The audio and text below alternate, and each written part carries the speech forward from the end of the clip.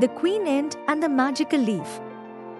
On a warm summer day in Antwood village, the ants were busy collecting food when they stumbled upon a strange, glowing leaf.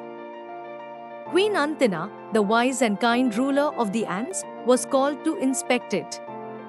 "This is no ordinary leaf," said Queen Antina. "It's magical. Whoever touches it will gain the power to understand every creature in the forest." The ants were thrilled. With this magical leaf, they could make new friends and learn the secrets of the forest. Queen Antina ordered her strongest ants to carry the leaf back to their anthill.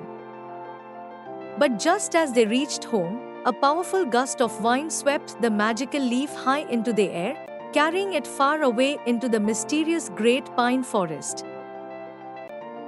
Determined to retrieve the magical leaf, Queen Antina called upon her bravest ants and led the expedition herself. Together, they ventured into the dark forest, where they encountered tall grass, fast-moving streams, and towering trees. When they reached the heart of the forest, they came across Boris, the giant spider who guarded the tallest tree.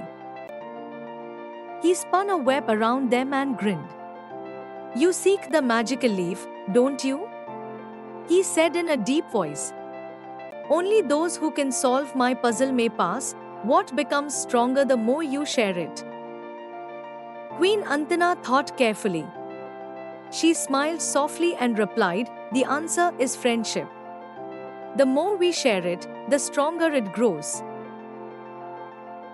Boris the giant spider was impressed by Queen Antina's wisdom and freed them from the web. "You are indeed wise, Queen Antina. The leaf is at the top of the tallest tree.